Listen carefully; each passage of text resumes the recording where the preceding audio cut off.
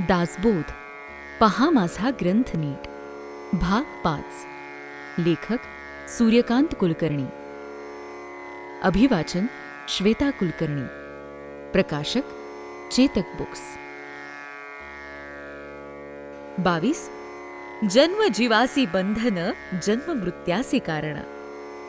दासबोधातील तिसरे दशक स्वगुण परीक्षेवर म्हणजे स्वतःला ओळखण्यासाठी आपण स्वतः कुठे आहोत, आपल्या जन्माचे उद्दिष्ट काय याचे आत्मपरीक्षणावर आहे. त्यातील हा पहिला समास माणसाचा जन्मच कसा कष्टदायक व गलिच्छ असा आहे याचे वर्णन करणार आहे. जन्म दुःखाचे लक्षण, गर्भवास हा दारुण असे दुसऱ्या दशकाच्या शेवटच्या ओवीत सांगून समर्थांनी त्यांचा रोख मानव जन्म व त्यामुळे होणाऱ्या दारुण यातना व कष्टांवर असल्याचे सूचित केले आहे. तिसऱ्या दशकाच्या पहिल्या समासातील पहिल्या ओवीतच समर्थांनी जन्माबद्दलचा जो आशय भरलाय तो पाहिल्यानंतर पुढील ओव्या वाचण्याची गरजच पडणार नाही, इतका तो अर्थच सपखल आहे. जन्म दुःखाचा अंकुर, जन्म शोकाचा सागर, जन्म भयाचा डोंगर, चळेना ऐसा. जन्म हा पुढे वाढणाऱ्या, फोफावणाऱ्या, आपली पाळमुळं देहरूपी जमिनीवर घट्ट मुट्ट रोवणाऱ्या दुःख वृक्षाचा अंकुर आहे. आपल्या अनुभवाचे भिंग घेऊन या दुःखांकुराकडे पाहिले की मनोमन पटते की समर्थ म्हणतात तेच बरोबर आहे. हा जन्मच आपण घेतला नसता तर आयुष्यभर आपण जे दुःख भोगतोय व पुढे भोगावे लागणारे ते भोगावे लागले नसते. नि म्हणून जन्म हा दुःखाचा अंकुर आहे हे समर्थ वचन विचारास प्रवृत्त करते. ओवीचा दुसरा भाग जन्म शोकाचा सागर असे सांगतो. सागर हा कधीही न आटणारा असतो, उलट त्यामध्ये पाण्याची भरच पडत असते. जन्म मिळाल्यानंतर त्या जन्मातील कर्माची भर पडणारच, ते भोगण्यासाठी पुन्हा जन्म पुन्हा मृत्यू. ओवीच्या तिसऱ्या भागात उपमा येते ती जन्म भयाचा डोंगर, चळे नाहीसा. जन्मापासून कायमचे भय माणसाच्या मनात असते ते म्हणजे मृत्यूचे. पूर्ण जीवनाचे मृत्यू भयाने ग्रासलेलेच असते. या भीतीनेच माणूस आयुष्यभर स्वतः सुखरूप ठेवण्याच्या उद्दिष्टाने धावत असतो, तर मृत्यू त्याच्या मागे. कधीही न हलणारा हा भिंतीचा डोंगर जन्मामुळे उपस्थित होतो. पुन्हा पुन्हा जन्म का घ्यावा लागतो याचे विश्लेषण पुढील काही ओव्यातून समर्थ करतात. प्रत्येक जन्मातील कर्मफळे भोगण्यासाठीच जन्म घ्यावा लागतो. जसे कर्म तसा जन्म, म्हणून जन्मकर्माची आटणी. जन्म मिळाल्यानंतर संसार पाशात गुंतलेल्या माणसास परमेश्वराचा विसर पडतो. नि त्या परमेश्वराचा विसर म्हणजे पाप संचयात भर म्हणून जन्म पातकाची किंवा वर्तून खाणी काळाच्या अगम्य प्रवाहात अनेक वेळा जन्म घेऊन छळ होत असतो. म्हणून जन्म काळाची जाचणी नित नवी. अज्ञान कुविद्येमुळे माणसाला हा नरजन्म म्हणजेच कृतकृत्यता अशी भीती पडते. या भ्रांतीचा पडदाच डोळ्यासमोर उभा असतो. त्यामुळे खोट्यालाच खरे मानले जाते व या संसार मोहपाशात कमलदलामध्ये अडकलेल्या भ्रमराप्रमाणे माणूस जन्म मरणाच्या लोभात अडकतो. जन्म कुविद्येचे फळ, जन्म लोभाचे कमळ, जन्म भ्रांतीचे पडळ, ज्ञानहीन. सुखाचा विसर पाडण्यासाठी, वासनेचा चिंतेचा विस्तार करण्यासाठी, ईश्वराचे विस्मरण होण्यासाठी जन्म हे मूळ कारण आहे हे सांगताना समर्थ म्हणतात. जन्म मायेचे मैदावे, जन्म क्रोधाचे विरावे, जन्म मोक्षाचे आडवे विघ्न आहे. जन्म जीवाचे मीपण, जन्म अहंतेचा गुण, जन्म हेचे विस्मरण ईश्वराचे. जन्म विषयांची आवडी, जन्म दुराशेची बेडी, जन्म काळाची काकडी भक्षित आहे. जन्म ही जणू काकडीसारखी वस्तू आहे की जिचे भक्षण सारखे काळ करतो आहे. आणि मुख्य म्हणजे मोक्षाकडे जाणाऱ्या मार्गातला जन्म म्हणजे संकटाचा अडसरच. किंबहुना जन्म होणे म्हणजेच नरकात पडणे होय. जन्म हाची विषम काळ, जन्म हेची वोखटी वेळ, जन्म हा अति कुशवीळ नरकपतन. इथून पुढच्या 28व्या ओवीपर्यंत जन्मक्रियेचे समर्थ असे काही वर्णन करतात की जन्म घेण्याबद्दल मनात किळसच भरेल. आपलीच आपल्याला घृणा वाटेल. एकतर स्त्रीच्या विटाळातच जीव जन्म घेतो म्हणजे पूर्ण जन्म विटाळच. देह कितीही स्वच्छ केला तरी देहातील घाण कशी साफ करणार. ज्या स्त्रीच्या गर्भपिशवीत जन्म घ्यावा लागतो त्या मलमूत्राच्या कोठारातच 9 महिने धगधगत असते. शरीरात कायम अन्न पाणी जात असल्यामुळे शरीर निर्मळ होणे कधीच शक्य नाही. अनेक रोग जंतू किडे आदींचे घर असलेला देह शुद्ध कसा असणार. देहावरील डोक्यास उत्तमांग असे म्हणतात.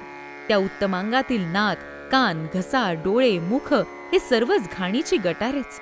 नाकातून शेंबूड, कानातून पू, डोळ्यातून चिपडे, घशातून घाकरे, मुखातून लाळ, थुंकी, ओकारी हे सारखे पडतच असतात. उत्तम अंगाची ही स्थिती मग देहाच्या इतर भागाबद्दल तर बोलणेच नको. मल, मूत्र व ओक देहात असेल तरच देह टिकतो, अन्यथा नष्ट होतो, अशी देहाची अवस्था. एवं मळ, मूत्र आणि वमन हेची देहाचे जीवन, येणेची देह वाढे जाण, यथार्थी संशय नाही. अशा या गलिच्छ देहातील अतिगलिच्छ असलेल्या भागात स्त्रीच्या गर्भाशयात देहाची नवद्वारे बंद करून गुदमरलेल्या अवस्थाला जीव 9 महिने 9 दिवस उकडत असतो. आईच्या मल, मूत्र, ओक, पित्त यामुळे जीवाच्या नाकातोंडातून जंत बाहेर पडत असतात. जीव गुदमरतो, घाबराघुबरा होतो. या ठिकाणी समर्थांनी छान कल्पना विलास केला. समर्थांच्या कल्पनेला घाबरा झालेला जीव प्रार्थना करतो, परमेश्वरा मला येथून सोडव रे. तसे झाले तर मी माझे कल्याण करून घेईन. पुन्हा गर्भवास पत्करणार नाही. हा जन्म शेवटचाच. ऐसिये कारागृही प्राणी पडिला अत्यंत दाटणी, कळवळोन म्हणे चक्रपाणी सोडवी येथून आता. देवा सोडविसी येथून तरी मी स्वहित करीन, गर्भवास हा चुकविन पुन्हा न येथे. जणू काही त्याची प्रार्थना परमेश्वर ऐकतो आणि आईला प्रसूती वेदना सुरू होतात.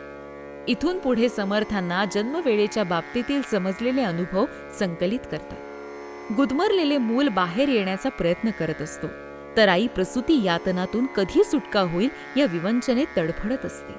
मूल आडवे आले तर कधी त्याचे अवयव कापावे लागतात, तर कधी आईला प्राण गमवावे लागतात, कधी दोघांनाही प्राण गमवावे लागतात. यदा कदाचित बाहेर येण्याचा मार्ग सापडला तर मूल जन्माला येते, पण त्याच क्षणी गर्भवासाच्या यातना पार विसरून जाते. इथे परत एकदा समर्थांचा परिस्थितीशी अनुरूप असा सुंदर कल्पना विलास दिसतो. समर्थ म्हणतात, गर्भवासातून सुटका कर म्हणून ईश्वराजवळ विनंती प्रार्थना करणारा जीव गर्भात असताना सोहम सोहम म्हणजे होय मी ईश्वर आहे असे म्हणत असतो, तर जन्म होता क्षणी त्याला त्या ईश्वर स्वरूपाचा विसर पडतो व तो विचारू लागतो, कोहम कोहम, मी कोण आहे, मी कोण आहे. गर्भी म्हणे सोहम सोहम, बाहेरी पडता म्हणे कोहम, ऐसा कष्टी जाला बहु गर्भवासी. दुःखा वरपडा होता जाला, थोरा कष्टी बाहेरी आला, सवेच कष्ट विसरला गर्भवासाचे. गर्भवासाच्या दुःखाने दडपलेला तो जीव जन्मल्या क्षणी सर्व दुःख यातना विसरतो. मी म्हणजे हा देह याची भ्रांती पडते आणि पुढचे यातना चक्र नेहमीप्रमाणे फिरावयास लागते. पुन्हा कष्ट, पुन्हा मृत्यू, पुन्हा जन्म, पुन्हा कष्ट, पुन्हा मृत्यू, पुन्हा. हा सर्व मायेचा खेळ आहे. यातून सुटका पाहिजे असेल तर भगवंता शरण जाण्याशिवाय दुसरा कुठला उपायच नाही. जन्मापासून मुक्तता हवी असेल तर ज्ञानबळाने विरक्त होऊन भगवंत भक्त होणे हा एक साधा उपाय सामान्य जनांसाठी. सुन्याकार झाली वृत्ती, काही आठवेना चित्ती, अज्ञाने पडिली भ्रांती, तेणे सुखाची मानिले. देह विकार पावले, सुख दुःखे झळंबले, असो ऐसे गुंडाळले माया जाळी. ऐसे दुःख गर्भवासी होते प्राणी मात्रासी, म्हणून या भगवंतासी शरण जावे. जो भगवंताचा भक्त तो जन्मापासून मुक्त, ज्ञानबळे विरक्त सर्व काळ. जय जय रघुवीर समर्थ.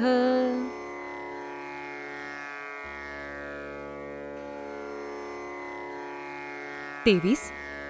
येके स्त्रियेचे निगुणे, ब्रह्मांड मानिले ठेंगणे. अतिसायास करून मातेस कष्ट देऊन ईश्वराची केलेली प्रार्थना विसरून जीव कसा तरी जन्मास्तर आला. आधी म्हणजे गर्भवासात सोहम सोहम म्हणणारा कोहम कोहम म्हणावयास लागला. मी कोण आहे या त्याच्या प्रश्नाला समर्थ या व इथून पुढच्या 3 अशा 4 समासातून मी कोण आहे म्हणण्यापुढे एका आयुष्याचे पूर्ण चित्र उभे करीत आहेत. जन्मापासून मृत्यूपर्यंत त्या जीवाचे जे हाल होतात हे नुसते वाचून अंगावर काटा उभा राहतो.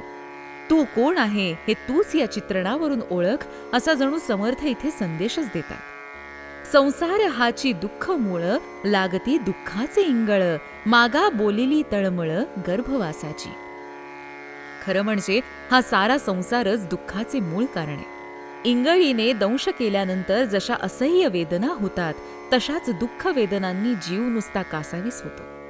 गर्भवासातली तळमळ मी आधीच सांगितली असे म्हणून समर्थ त्या जन्मलेल्या जीवाच्या प्रवासात रोख दर्शवित आहेत. आता समर्थ तान्हेपणाचे वर्णन करतात.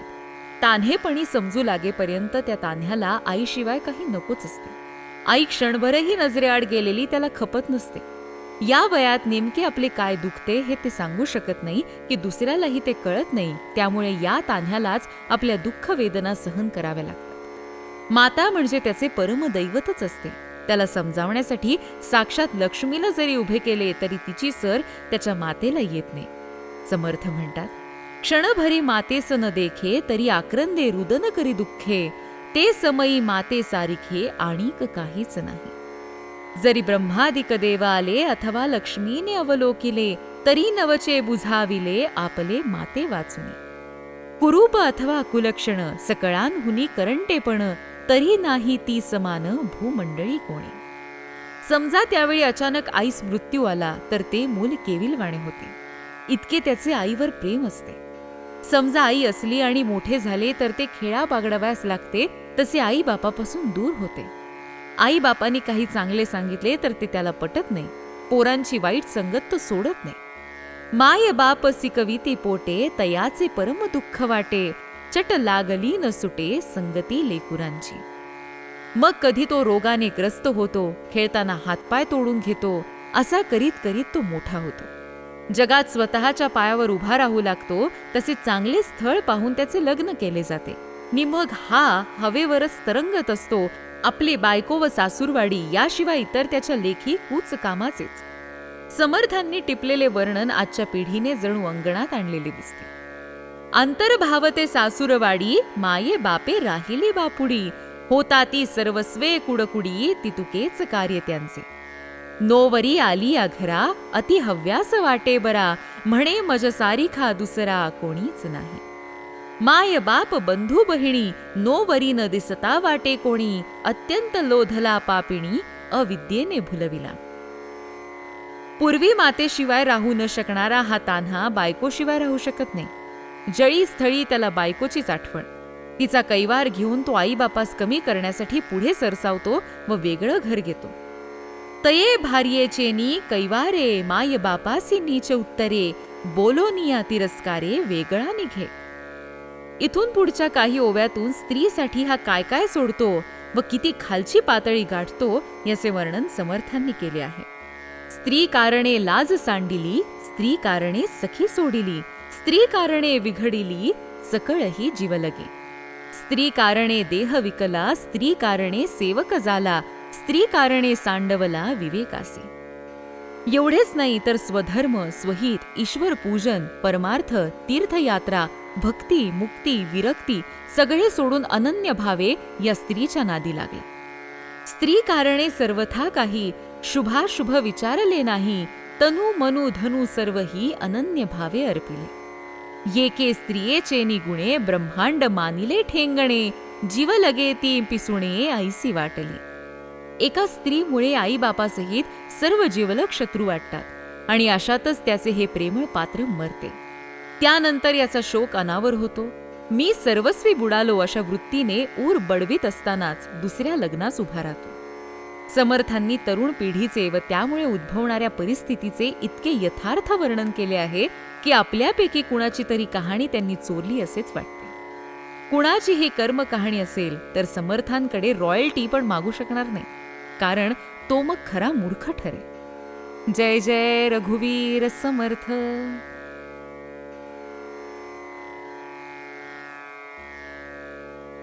24 जाले आरत्र ना परत्र, प्रारब्ध ठाकले विचित्र.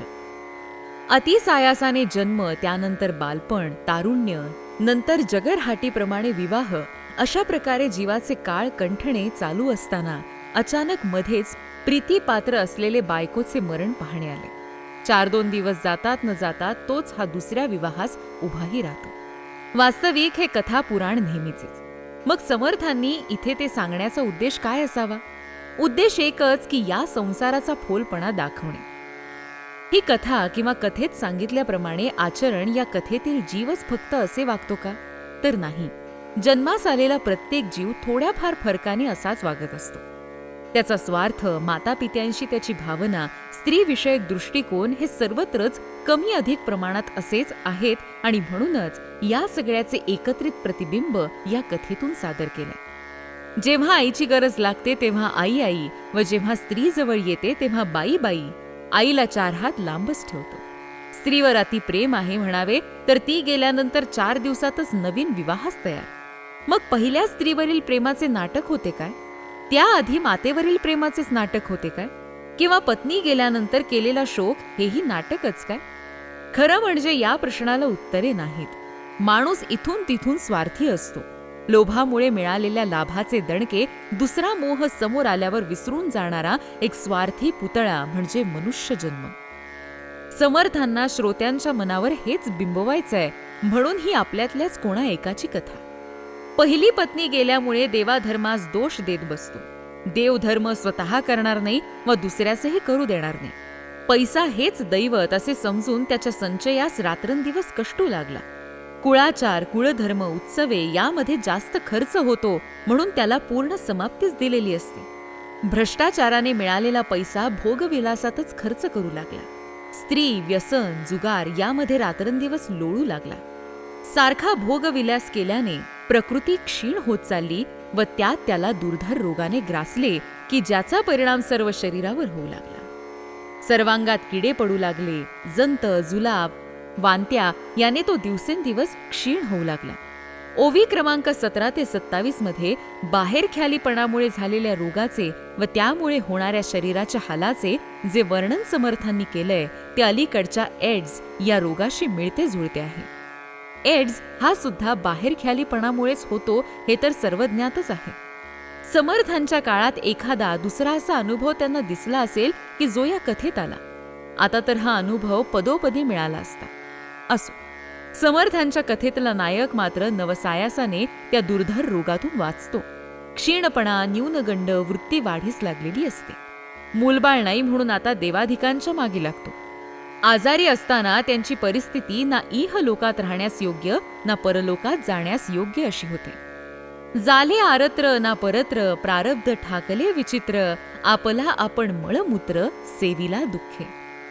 पूर्वी देवाला दोष देणारा आता मुलासाठी देवाची प्रार्थना करू लागला. मुलं होण्यासाठी त्या काळी जे जे अघोरी प्रयत्न केले जायचे ते सर्व इथून पुढच्या वर्णनात येतात. अंधश्रद्धा, निखाऱ्यावरून चालण्यासारखे नवस बोलणे आम्हाला वांज का ठेवेल म्हणून देवदेवींनी साकडे घालतो. कथेच्या कथनातून त्या काळी चालत असणाऱ्या सर्व चालीरीती, रूढी, अंधश्रद्धेने हाताळत आलेले नवासायासाचे प्रकार समर्थांनी मांडले.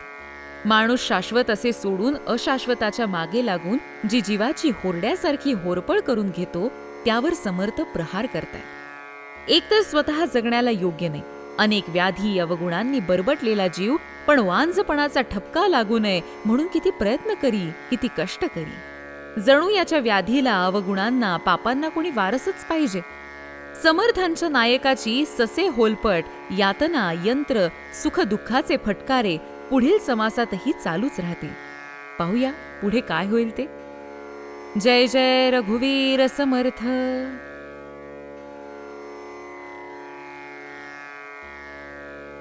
25. या एका कामासाठी जन्म गेला आटाटी. आपल्या कथेतील नायकास खंडोबा, कुलस्वामिनी दोघेही एकदम प्रसन्न झाले आणि तो मुलाचा बाप झाला हे आपण मागील समासात पाहिले. पण तो 1 वा 2 मुलांवर थांबला नाही, तर अनेक मुलांना त्याने जन्म दिला आणि मग व्हायचे तेच झाले. पोरवडा वाढला तसा घराचा उकिरडा झाला. लेकुरे उदंड झाली तो ते लक्ष्मी निघून गेली, बापडी भिकेसी लागली काही खाया मिळेना. इथे समर्थांची दूरदृष्टी प्रकर्षाने दिसते. कुटुंबात खाणारी तोंड वाढली की आपोआपच कुटुंबाची पूर्ण वाताहत होते. एक मुख्य कारण म्हणजे त्या काळी कमावणाऱ्या 1, खाणारी तोंड 10, त्यामुळे पैसा पुरणे शक्यच नव्हते. कुटुंब नियोजित असावे हे समर्थांनी 300 वर्षांपूर्वी सांगितले. प्रचंड लोकसंख्येतून सध्या आपल्या देशास अनेक प्रश्नांना सामोरे जावे लागते हे आपण बघतोय. कुटुंब लहान, सुख महान, आम्ही दोघे आमची 2 अशा प्रकारच्या घोषणा करून सरकारला कुटुंब नियोजनाचा प्रकार करावा लागतोय. लोकसंख्येबाबत जागतिक स्तरावरून धोक्याचे इशारे दिले जातात, पण आमच्या समर्थांनी हा इशारा 300 वर्षांपूर्वीच दिला. लेकुरे उदंड झाली तो ते लक्ष्मी निघून गेली. लेकुरे उदंड झाल्यावर लक्ष्मीची वानवा पडणारच आहे. भारताची अर्थव्यवस्था डबघाईला येण्याचे मुख्य कारण वाढती लोकसंख्या, लेकुरे उदंड झाली. असो, मुलं जसजशी वाढू लागली तसतसा त्यांचा शिक्षणाचा, खाण्यापिण्याचा, कपडा लत्त्यांचा खर्च वाढू लागला नि पैशाची चणचण भासू लागली. पुढे मुले लग्नाला आली तशी हा कर्जे काढून आपली पत लोकात राखण्यासाठी मोठ्या थाटामाटात लग्ना सोहळे करू लागला. आईबाप काटकसर करून पैसा साठवत होते, त्यामुळे त्यांची पत होती, समाजात मान होता. आताही हा मान मिळवत होता, पण कर्जबाजारी घेऊन.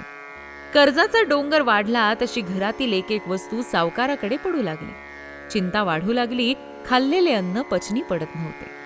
आपण खातो अन्नासी, अन्न खाते आपणासी, सर्व काळ मानसी चिंता आतुरा. मग या चिंतेतच पैसा मिळवण्यासाठी त्याला गावोगाव भटकावे लागले, घर सोडावे लागले. पैसा कमावून घरी यावे त्यावेळेस आल्याबरोबर बायको मुले नुसते तुटून पडायची. असेल नसेल ते सर्व जायचे. याला पैसा कमवण्यासाठी परत परदेशवारी, गावोगाव भटकल्याने, सारखे कष्ट उपसल्यामुळे व वय वाढले तसा तो शिणला व अंतर्मुख होऊन विचार कराव्यास लागला की आपला अभिमान, मीपणा राखावा म्हणून मला हे सगळे करावे लागले. आणि मग अशा वेळेस कष्टलेल्या मातेची आठवण त्याला येते. आपुला गाव राहिला मागे, चित्त भ्रमले संसार उद्वेगे, दुःख वला प्रपंच संगे अभिमानास्तव. ते समयी माता आठवली, म्हणे धन्य धन्य ते माऊली, मज कारणे बहुत कष्टली, परी मी नेणेचे मूर्ख. सध्याच्या पैशासाठी धावपळ करणाऱ्या जगावर प्रखर प्रकाश जोड टाकणारे हे समर्थांचे भाष्य. आज आपण घरात एखादी वस्तू पाहिजे म्हणून पत्नी हट्ट करते, कारण ईर्ष्या. तिने ती वस्तू शेजारणीकडे पाहिलेली असते. शेजारणीशी ईर्ष्या म्हणून पतीकडे हट्ट. तो आपला काहीतरी कमवून कर्ज काढून पैसे जमवतो व वस्तू घरात आणतो. फ्लॅट, बंगला, गाडी, अनेक भोग्य वस्तू जमवण्यात उमेदीची वर्ष घालवतो व नंतर त्या वस्तू घेण्यासाठी काढलेल्या कर्जाची हप्ते उर्वरित आयुष्य फेडत बसतो. आई बापाला केव्हाच कोपऱ्यात बसवलेले असते व वृद्धाश्रमाची वाट दाखवलेली असते, व इकडे पत्नीच्या इशाऱ्यावर सर्व भोग्य वस्तू घरात आणण्यासाठी याची कसरत चालू असते. आणि मग तो अंतर्मुख होऊन विचार करू लागतो, निस्वार्थी मनाने आपले पालन पोषण करणारी, प्रसंगी स्वतः कष्टी राहून मला सुखात ठेवणारी माझी माऊली कुठे?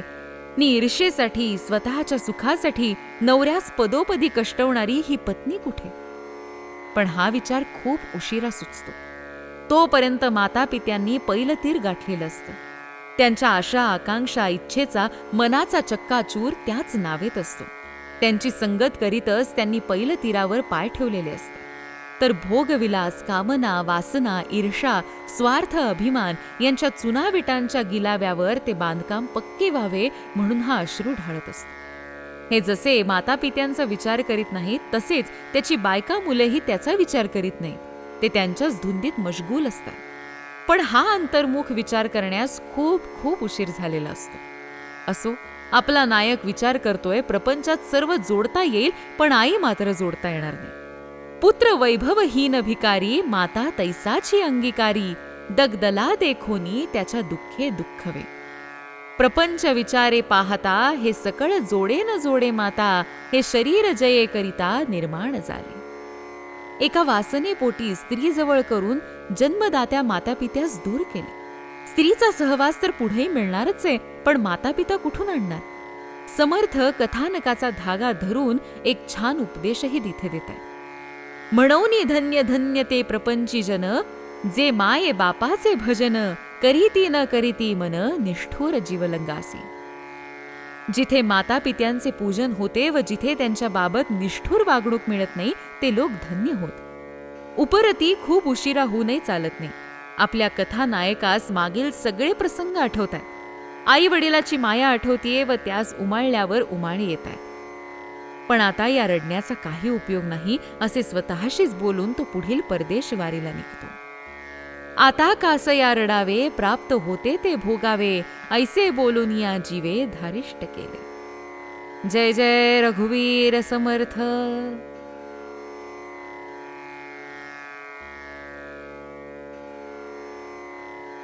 26. जन्मवरी स्वार्थ केला, तितू काही व्यर्थ गेला.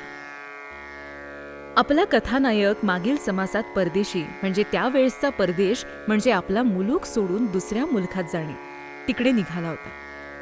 हा परदेशी गेला आणि इकडे घरादाराची वाताहत झाली. पोरांच्या बाजारामुळे त्रासामुळे पत्नीने प्राण सोडलाय, तर पोरं उपासमारीमुळे खंगलीयत.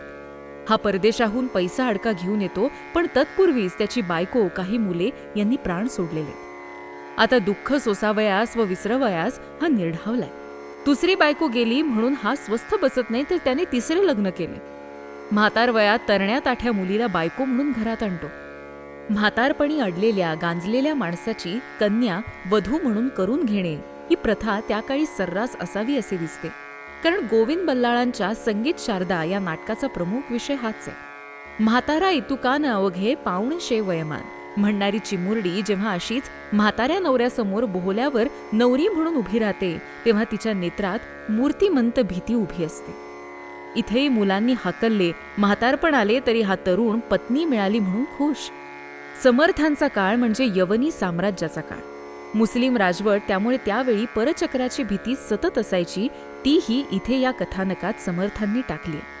परचक्र येते आणि याच्या तरुण पत्नीला उचलून नेले जाते, तिला भ्रष्टवले जाते. चरफडत बसण्याशिवाय, दुःख करण्याशिवाय याच्या हातात काहीच नसते. आणि अशा साचून आलेल्या एकंदरीत परिस्थितीमध्ये त्याच्या तोंडून देवासाठी विनवणीची भाषा बाहेर पडते. तो म्हणतो, मजही वृद्धाप्य आले, लेकी वेगळे घातले, आहा देवा ओढवले अदृष्ट माझे. द्रव्य नाही, कांता नाही, ठाव नाही, शक्ती नाही, देवा मज कोणीच नाही तुझं वेगळे. आयुष्याच्या शेवटी कळते की त्या ईश्वराशिवाय आपलं कोणीच नाही. जे त्याने मातापित्यांच्या बाबत केले तेच त्याच्या मुलांनी त्याच्या वाट्याला दिले. म्हातारपणाच्या दुःख यातना सुरू झाल्या. एक एक अवयव निकामी होत चालले. भूक लागेना, भूक लागली तर अन्न मिळत नाही, अन्न मिळाले तर पचत नाही, अशा कठीण अवस्थेत तो आता पोचलाय. त्याच्या रोगामुळे, त्रासामुळे नातेवाईक, मुलं बाळं, शेजारी पाजारी हा कधी मरेल याची वाट पाहू लागले. आणि आता याला ब्रह्मांड आठवू लागले. गेले तारुण्य, गेले बळ, गेले संसारीचे सळ, वाताहात झाले सकळ, शरीर आणि संपत्ती. जन्मवरी स्वार्थ केला, ती तुकाही व्यर्थ गेला, कैसा विषम काळ आला अंतकाळी. सुखा कारणे झुरला, सेखे दुःखे कष्टी झाला, पुढे मागुता धोका आला येम यातनेचा. मागचे सर्व सर्व आठवू लागले आणि हा देवाकडे यातून सोडवण्याची याचना करू लागला. मरणाची वाट पाहू लागला.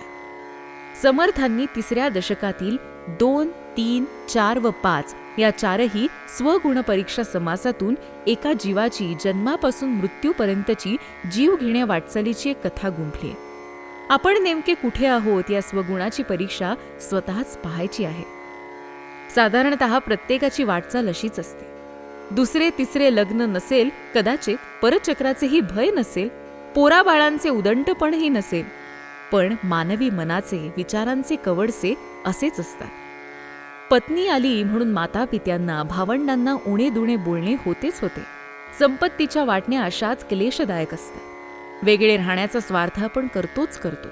पत्नीच्या अधीन आपण असतो, ती म्हणेल ते जमवत असतो व या सर्वाचा फोलपणा कळाल्यानंतर वृद्धपणी जेव्हा रोग यातना असह्य होतात, निस्वार्थी प्रेम मिळणे दुरापास्त झालेले असते, अशा वेळेस अंतर्मुख होऊन माणूस विचार करू लागतो. खरे काय नि खोटे काय याचा निवाडा करू लागतो. म्हणून समर्थ तात्पर्यात सांगतात, गर्भवासात जीवाला आलेला पश्चाताप पुन्हा त्यास म्हातारपणीच येतो. या सर्वाचे मूळ जन्म व तो नको असेल तर भगवंताला अनन्य भावे शरण जावे एवढाच उपाय.